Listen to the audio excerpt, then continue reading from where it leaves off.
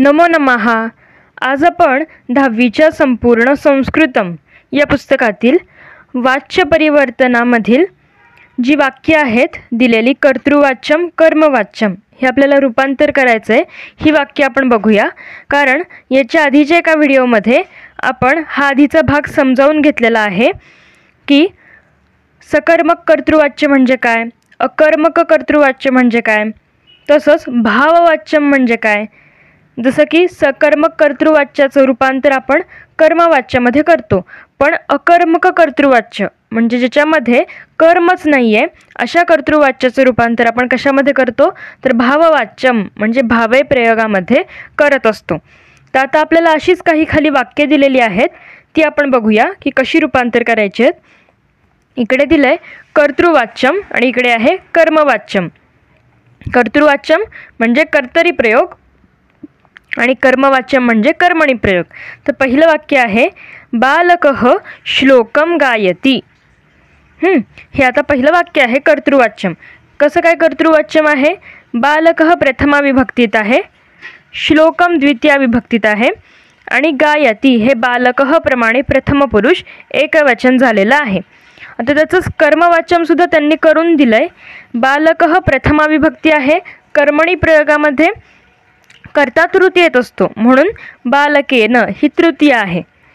श्लोकम इथे द्वितीय विभक्तीत आहे कर्तृवाच्यामध्ये, तर आपल्याला काय करायचं आहे, प्रथमा विभक्तीत कर्म घ्यायचं असतं कर्मवाच्यामध्ये, म्हणून श्लोकः ही प्रथमा विभक्ती आली।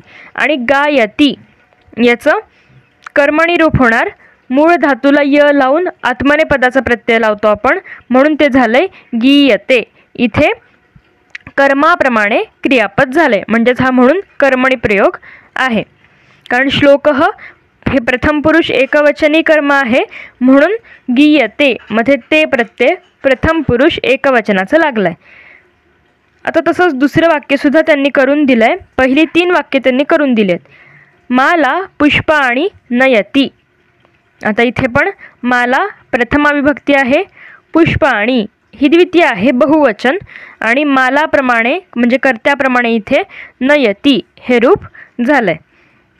त्याचंच कर्मवाच्य बघा, मालाची आता तृतीया करावी लागेल, मालया। त्याच्यानंतर पुष्पाणि ही द्वितीय विभक्ती आहे बहुवचन, आता आपल्याला कर्मवाच्यामध्ये प्रथमा विभक्ती बहुवचन घ्यावं लागेल, जे की आहे पुष्पाणीच। आणि आता पुष्पाणी आहे त्याच्याप्रमाणे आपल्याला रूप करावं लागेल कर्मणी लट लकार प्रथम पुरुष बहुवचन, कारण पुष्पाणी हे बहुवचन आहे त्याच्यामुळे अंते प्रत्यय लावून नियंते असं रूप होईल।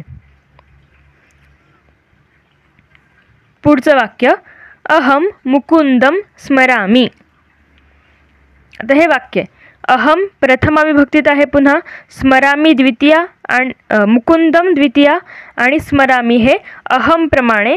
अहम काय आहे, उत्तम पुरुष एकवचनी करताय, म्हणून मी हा प्रत्यय लागलाय उत्तम पुरुष एकवचनाचा, स्मरामी असं रूप झालंय। आता इकडे करताना कर्मवाच्यामध्ये अहम प्रथमा आहे, आपल्याला कर्ता तृतीयेत हवाय म्हणून मया।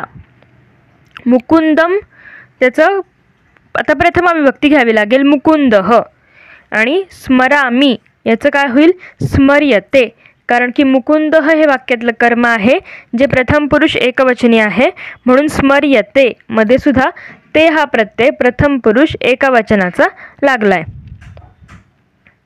आता पुढचं वाक्य त्वम रोटिकाः करोषि। आता बघा, त्वम ही प्रथमा आहे, रोटिकाः द्वितीय आहे, द्वितीय बहुवचन आहे माला हा सारखं, आणि करोषि याच्यामध्ये हे त्वम प्रमाणे इथे मध्यम पुरुष एकवचनी हे रूप आहे करोषि त्वम प्रमाणे, कारण कर्त्याप्रमाणे क्रियापद आहे, कर्तृवाच्य आहे त्याच्यामुळे। आता इकडे आपल्याला काय केलंय, कर्ता आपल्याला लिहायचा आहे आणि रोटिका हा क्रियन्ते हे त्यांनी आपल्याला दिलंय, रोटिका हा क्रियन्ते। आता कर्ता काय करायचं, आपल्याला तृतीया विभक्तीमध्ये पाहिजे, मग त्वम म्हणजे याचं मूळ सर्वनाम आहे युष्मद, तर युष्मदची तृतीया विभक्ती एकवचन आहे त्वया, त्यामुळे त्वया रोटिकाः क्रियन्ते। आता क्रियन्ते का बरं झालंय, कारण की रोटिकाः हे बहुवचन आहे त्याच्यामुळे अंते प्रत्यय लागून क्रियन्ते असं रूप झालंय। पुढचं सूर्यः प्रकाशम ददाति. इथे पण तसंच करायचं. तर हे 1 2 एकच रचना आहे इथे. आता डॅश प्रकाशः दीयते असं केलंय. मग आपल्याला पुन्हा कर्ता लिहायचा आहे. इथे प्रथमा विभक्तीत आहे सूर्यः, त्याची तृतीया काय येईल? सूर्येण. सूर्येण प्रकाशः दीयते. पुढचं वाक्य बघा. माता अस्मान् ताडयति. हे वाक्य माता प्रथमा विभक्ती, अस्मान् द्वितीया आणि ताडयति हे कर्त्याप्रमाणे झालंय, माताप्रमाणे रूप आहे.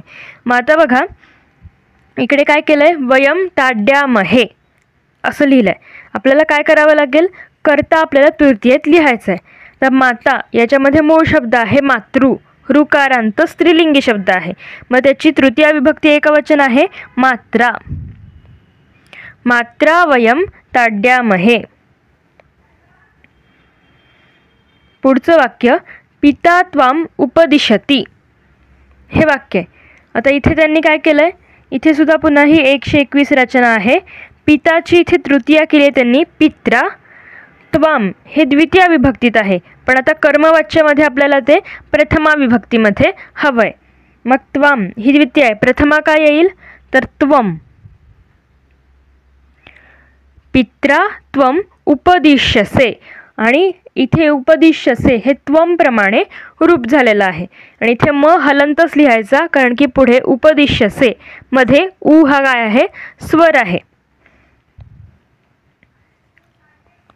ऋषीही युष्मान वदती. आता इथे पुन्हा ही 121 रचना आहे. इथे त्यांनी ऋषीणा ही तृतीया विभक्ती केली आहे. युष्मान द्वितीय आहे कर्तृवाच्यामध्ये. आता आपल्याला काय करायचं आहे? ते इथे कर्मवाच्यामध्ये प्रथमा विभक्ती हवी आहे. मग युष्मानची प्रथमा काय येईल? यूयम. यूयम. म्हणून ऋषीणा यूयम उद्यध्वे. यूयम आहे म्हणून उद्यध्वे असं रूप इथे झालंय. पुढचं वाक्य बघा. त्वम माम पृच्छसी असं त्यांनी वाक्य दिलंय. त्वम माम पृच्छसी. आता इथे त्वया ही त्यांनी तृतीया विभक्ती केलेली आहे. माम ही द्वितीय आहे. मग आपल्याला इथे कर्मवाच्यामध्ये प्रथमा घ्यावी लागेल. काय येईल प्रथमा? अहम. अहम. त्वया अहम पृच्छे. हे पृच्छे जे रूप आहे ते अहम म्हणजे इथे कर्म आहे अहम त्यानुसार झालेलं आहे. ई वहे महे मधला उत्तम पुरुषाचा एकवचनाचा ई हा प्रत्यय लागलाय. आता पुढचं वाक्यामध्ये त्यांनी काय केलंय? पूर्ण कर्मवाच्य दिलंय, म्हणजे कर्मणी प्रयोगाचं वाक्य दिलंय आणि आपल्याला कर्तरी प्रयोगाचं वाक्य करायचंय. कर्मणी प्रयोगाचं वाक्य काय आहे? मया माता वंद्यते. मया माता वंद्यते. आता इथे मया ही तृतीय आहे, माता प्रथमा विभक्ती आहे आणि वंद्यते हे माताप्रमाणे झालंय. मग आता बघा मया इथे तृतीय आहे, प्रथमा इथे काय घेणार आपण कर्तृवाच्यामध्ये? तर अहम. अहम. इथे माता प्रथमा विभक्तीत आहे कर्मवाच्यामध्ये. आपल्याला आता द्वितीयेत हवंय. मग काय येईल? मातरम. आणि आता इथे वंद्यते हे माताप्रमाणे झालंय, पण कर्तृवाच्यामध्ये आपल्याला रूप म्हणजे आपल्याला जे क्रियापद आहे ते कोणाप्रमाणे करायचंय? कर्त्याप्रमाणे. म्हणून अहम प्रमाणे इथे येईल वंदे. वंदे. कारण की वंद धातू कसा आहे? आत्मनेपदी आहे, त्याच्यामुळे हे वंदे असं रूप होणार आहे. पुढचं वाक्य. राजा मंत्रीणम आह्वयति. हे वाक्य पुन्हा ही 121 रचना आहे. आता आपण राजा याच्यामध्ये मूळ शब्द कोणता आहे? राजन हा आपल्याला माहिती आहे. मग राजा ही त्याची प्रथमा विभक्ती आहे. तृतीय विभक्ती काय आहे कर्त्याची? राज्ञा. मंत्रीणम ही इथं कर्म आहे द्वितीयेत. तेच काय केलंय त्यांनी इथे प्रथमा विभक्तीमध्ये मंत्री. आणि आह्वयति इथे झालंय आहूयते. मंत्रीप्रमाणे केलंय, कर्माप्रमाणे क्रियापद केलंय. आणि आपण कर्मणी रूप कसं करत असतो? तर मूळ धातू अधिक य आणि अधिक आत्मनेपदी प्रत्यय लावतो. शेवटचं वाक्य बघा, शृगालः मृगकाकौ पश्यति. ही सुद्धा 121च रचना आहे. पुन्हा आता शृगालः याची तृतीय विभक्ती काय येईल? तर शृगालेन, शृगालेन. त्याच्यानंतर मृगकाकौ ही द्वितीय विभक्ती आहे. द्वितीय विभक्ती वचन कोणते? द्विवचन आहे. मग आपल्याला प्रथमा विभक्ती द्विवचन घ्यावं लागेल, तर ते सुद्धा मृगकाकौच येईल. शृगालेन मृगकाकौ. आता पश्यति हे शृगालः प्रमाणे रूप आहे. मग आपल्याला आता मृगकाकौ याप्रमाणे करायचे.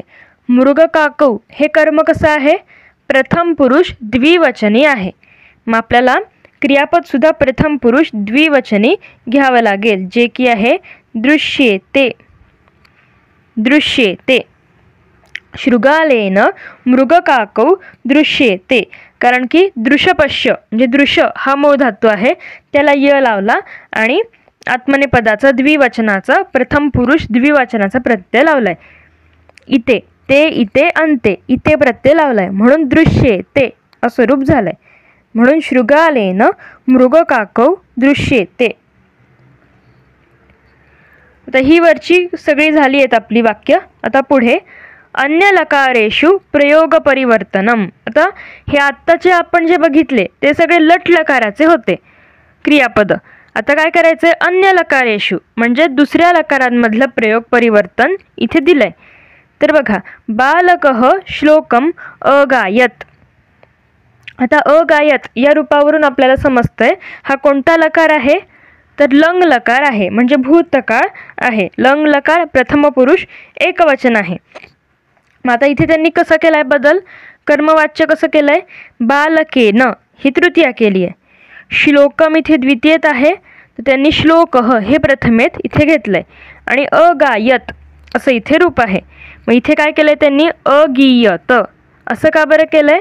कारण की मूळ धातू घेतलाय, त्याला य लावून फक्त आत्मनेपदाचा प्रथम पुरुष एकवचनाचा प्रत्यय लावलाय लंग लकाराचा, म्हणून ते रूप झालंय अगीयत. हे झालं लंग लकाराचं एक वाक्य. आता पुढचं, बालकः श्लोकम गायतु. आता गायतु या रूपावरून कळतंय हा कोणता लकार आहे? तर लोट लकार आहे. लोट लकार प्रथम पुरुष एकवचन आहे, म्हणजेच आज्ञार्थ आहे हे. मग आता त्याचंच बालकेन श्लोकः हे तर तसंच राहणार आहे.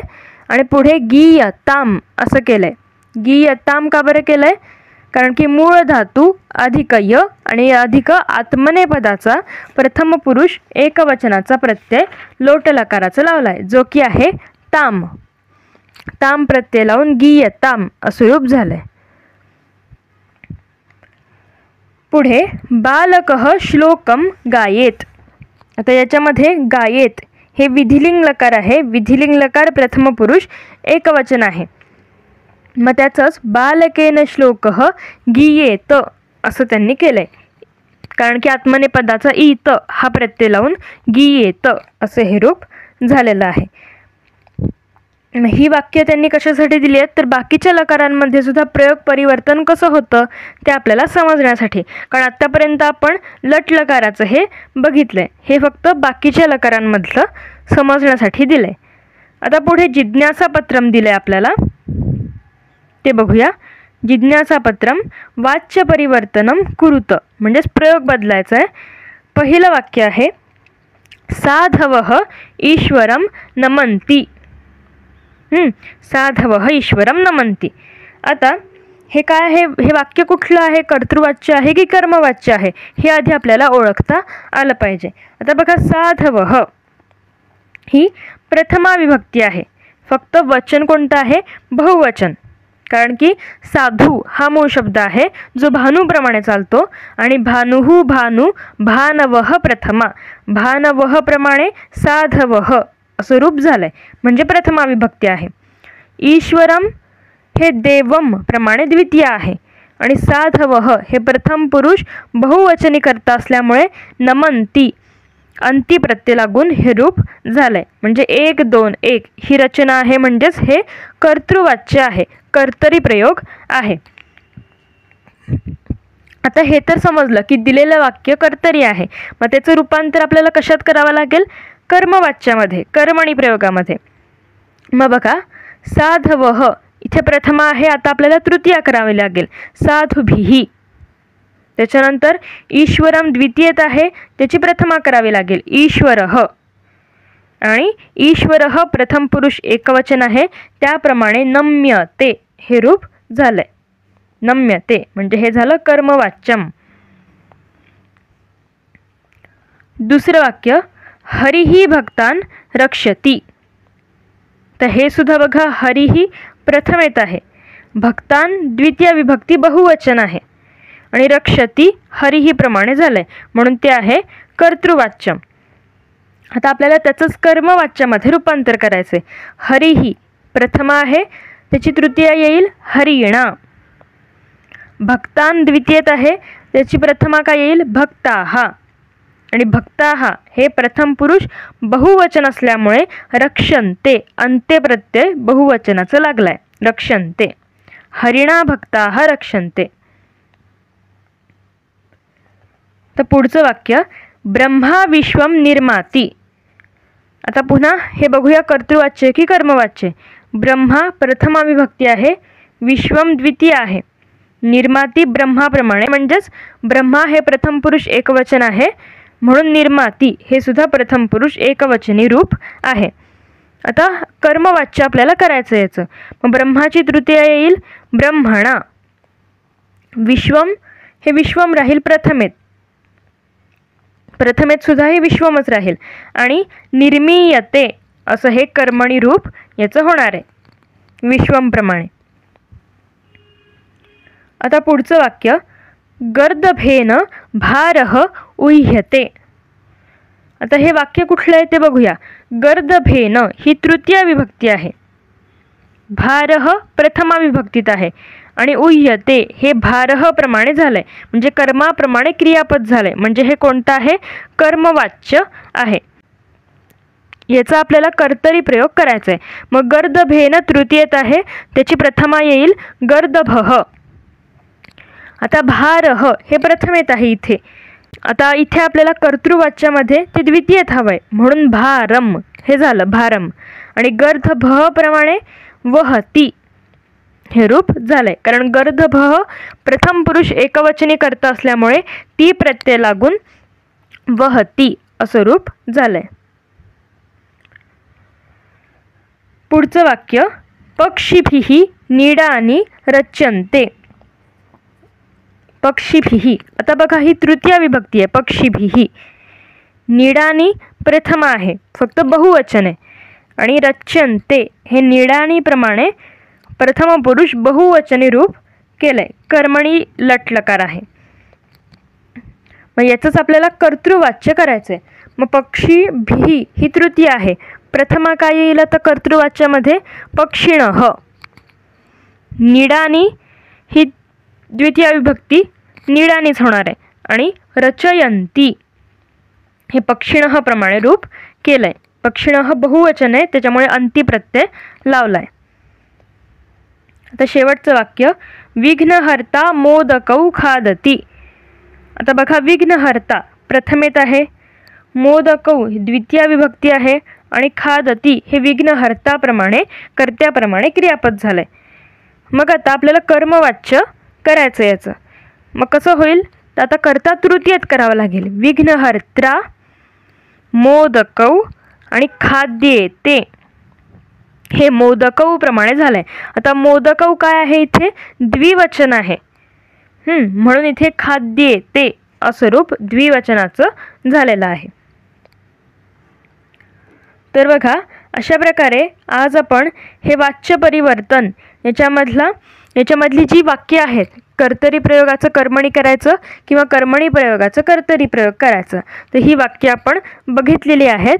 आणि आपल्याला प्रश्न येतो, सूचनानुसारम परिवर्तनम कुरुत, म्हणजे सूचनेनुसार बदल करा. तर त्याच्यामध्ये आपल्याला एखादं वाक्य दिलेलं असतं आणि त्याच्यामध्ये कंसात पुढे लिहून येतं की वाच्य परिवर्तनम कुरुत, मग वाच्यपरिवर्तन म्हणजेच ते वाक्य आधी कर्तरी आहे की कर्मणी आहे हे ओळखायचं आणि ते ओळखल्यानंतर जर कर्तरी असेल तर कर्मणी करायचं आणि कर्मणी असेल तर कर्तरी करायचं. तर अशा प्रकारे आज आपण हे वाच्यपरिवर्तन पूर्ण बघितलेलं आहे. तुम्हाला जर माझे व्हिडिओ आवडत असतील तर व्हिडिओला लाईक करा, शेअर करा आणि आपल्या चॅनलला सबस्क्राईब करा. चला तर पुन्हा भेटूया पुढच्या भागात. पुनर्मिलामः. धन्यवादः.